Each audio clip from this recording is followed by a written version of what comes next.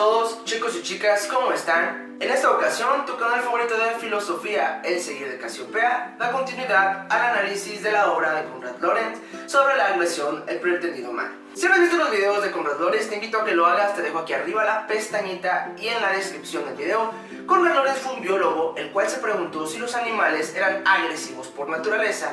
En los últimos capítulos de su obra analiza lo que podríamos considerar una filosofía del ser humano, en la cual verifica si este es o no agresivo. En esta ocasión, la multitud anónima. La multitud anónima es defendida por Konrad Lorenz como la forma más básica y primitiva de asociación. Esta consiste en cuanto que un grupo de individuos de la misma especie o de diferentes especies se unen entre sí sostenidos en un instinto.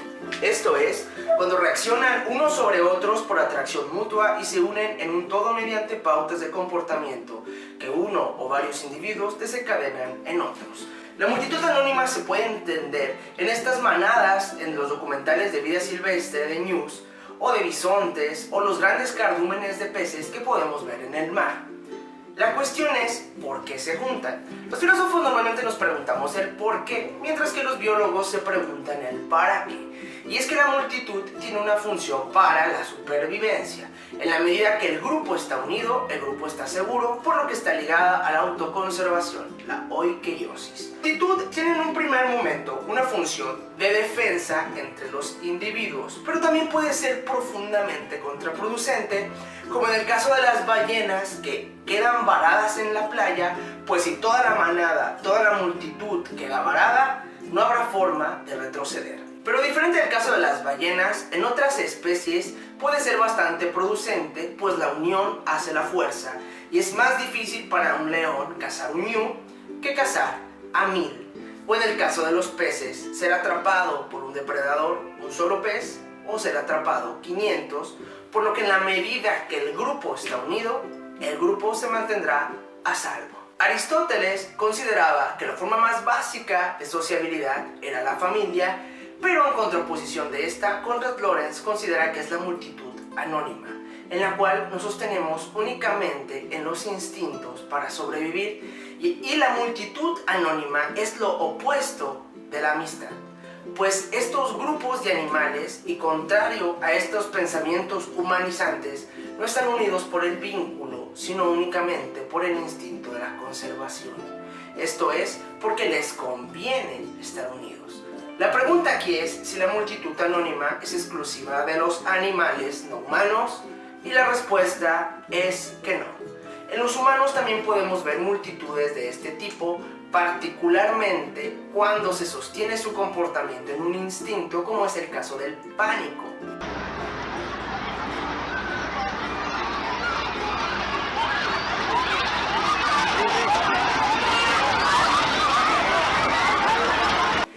Países donde los sismos son comunes, como es el caso de Japón, se considera que lo primero que debemos mantener es la paz y la calma y no ceder al pánico. Cuando un grupo cede al pánico, el pánico se vuelve profundamente contagioso. Esto lo podemos ver en otras colectividades que buscan infundar en el ser humano un sentimiento de miedo o un sentimiento de ira, que veremos un poco más adelante. Lo que quiero destacar de este punto es que la multitud anónima está íntimamente relacionada con el concepto de la agresión interespecífica. Esto es, si las especies son agresivas unas consigo mismas.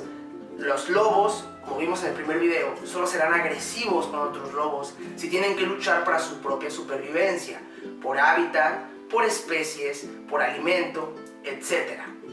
Una de las cualidades animales que más ignoramos es la capacidad de la huida, pues los animales, en cuanto que viene una confrontación, lo que van a elegir siempre va a ser huir. Si alguna vez tuviste alguna mascota que considerabas pacífica, que terminó matando a otra, como es el caso de los cuyos o como es el caso de las palomas, esto es porque en cautiverio no tienen la capacidad de la huida. Pero en estado salvaje, estos encuentros nunca llegan a la muerte, pues el animal, la mayoría de las veces, logra escapar. Ahora, en el caso de las multitudes sucede lo mismo, y es que una multitud puede reaccionar de manera violenta frente a otra multitud. El ejemplo que Konrad Lorenz analiza es el caso de las ratas. No es las ratas. Las ratas se basan en el olfato para determinar quién pertenece o no a su multitud.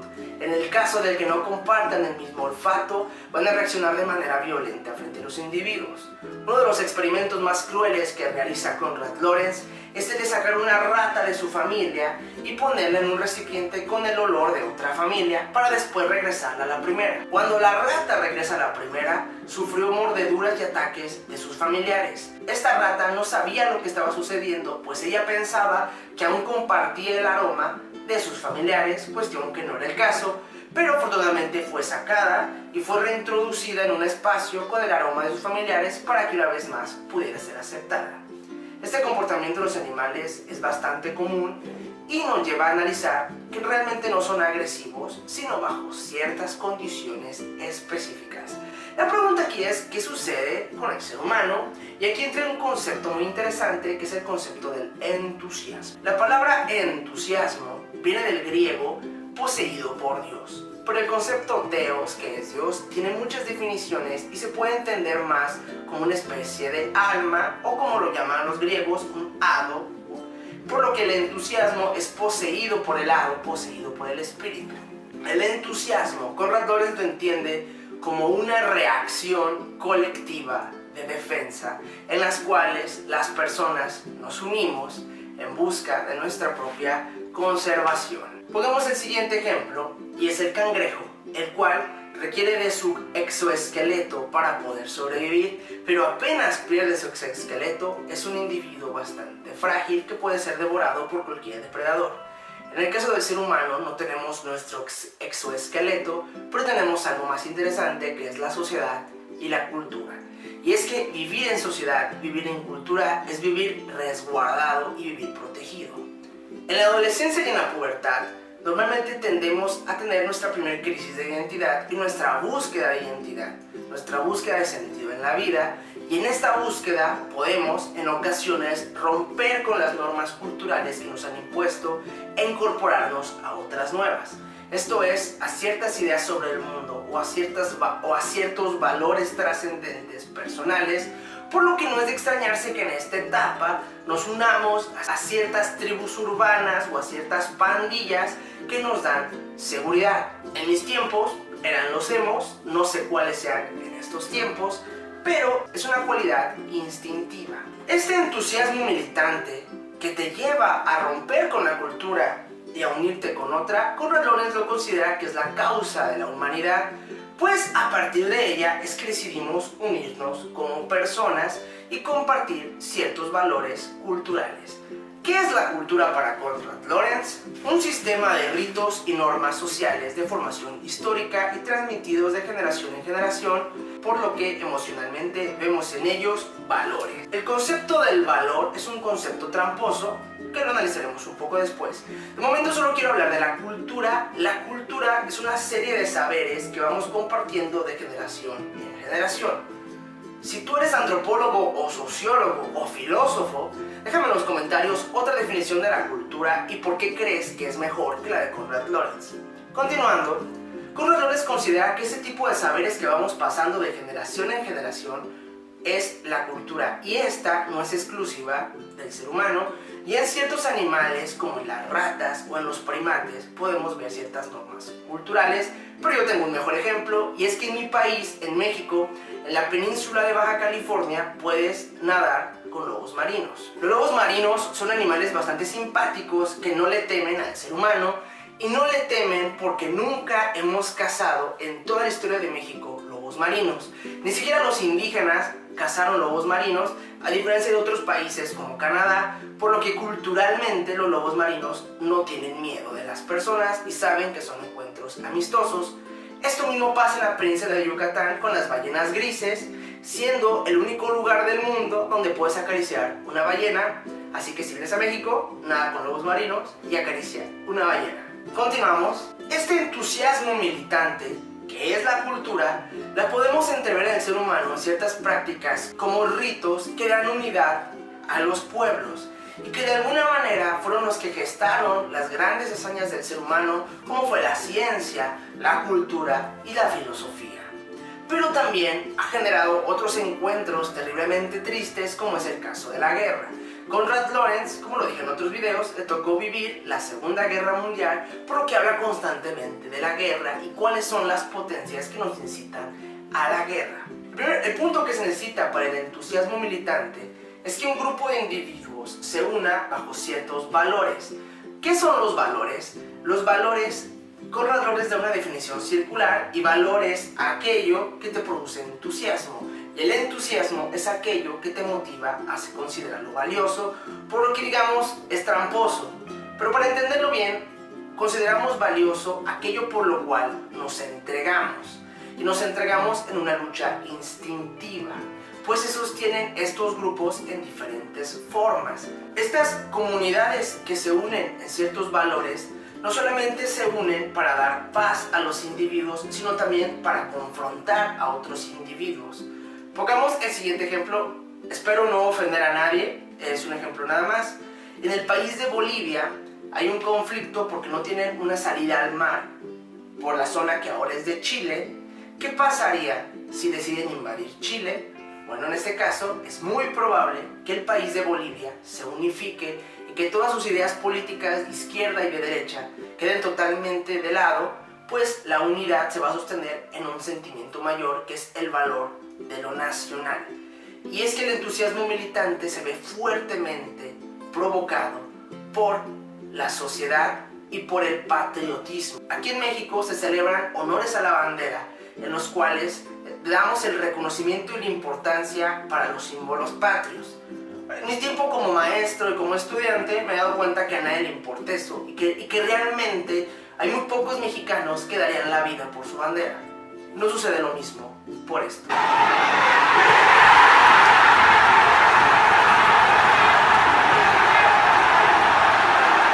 Y es que sí, chicos, el fútbol genera un entusiasmo militante terrible. Nos hace reír, nos hace llorar, nos hace gritar y nos hace pelearnos. Nos hace compartir, nos hace entrar en pánico y entrar en ira, por lo que podemos preguntarnos qué distingue a la multitud anónima del entusiasmo militante, el cual habíamos considerado que se sostenía en valores y el otro en instintos. La respuesta de Lorenz es que la diferencia es tan sutil que ni siquiera vale la pena hacerlo, por lo que nos comportamos como una manada cuando un grupo de aficionados entra en conflicto con otro grupo de aficionados por un juego de pelota. Otro ejemplo de este tipo pueden ser las marchas, que recientemente toman más fuerza, como las marchas feministas, las cuales también se basan en la ira y tienden a hacer destrozos en la sociedad. La cuestión aquí se encuentra en que estas se basan en la violación o en el asesinato de un familiar, y estos otros en que perdieron un partido.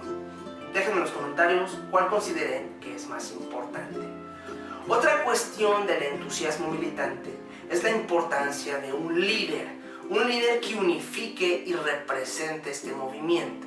Esto puede ser, con todo respeto, como el Papa, el cual consciente o inconscientemente incita a las personas a tener un comportamiento y a tener unas ideas y a luchar por unas ideas. Hace algunos años yo era maestro en un seminario. Si no saben qué es un seminario, es una escuela donde se estudia para ser sacerdote. Y tenía un estudiante que fue expulsado por ser homosexual. Lo curioso no es que lo corrieron por ser homosexual, sino que a la semana siguiente fue a protestar en contra del derecho de los homosexuales para casarse y a favor de la familia tradicional, cristiana y monógama. Porque el entusiasmo militante y la cultura es tan fuerte y da tanta seguridad que podemos buscarla, aunque esta nos contradiga como individuos, de una forma análoga a como la ballena que se queda atrapada en tierra y muere, el homosexual que lucha en contra de los homosexuales, porque eso le da cierta seguridad, aunque en el fondo se está ahogando. Como último punto, solo quiero destacar que las multitudes animales y humanas siempre serán agonales. ¿Qué quiere decir esto? Que siempre habrá uno de una postura y otro de otra postura. Incluso con verdades tan universales como las científicas, existen grupos como el terraplanismo que se unen bajo ciertos valores no solamente irracionales, sino también inverificables y también absurdos y también estúpidos, que podríamos decir que son mamadas, y que sin embargo van a seguir existiendo, porque lo importante no es tener la razón, sino reconocer que la naturaleza instintiva humana es social y que ésta siempre nos hará pertenecer a ciertos grupos. La cuestión, como considera Konrad Lorenz, es ser consciente de estos instintos y en la medida que los comprendemos, no ser presa de ellos, no ser presa del pánico y no ser presa de la ira tan irracional como muchas veces lo somos. Esto ha sido todo por esta ocasión. En el próximo video analizaremos el cambio climático, la esperanza y los deportes. Yo soy Guillermo, este video decidí realizarlo por varias peticiones que me habían hecho y nos vemos cuando de hecho así nos veamos. Adiós. Puples.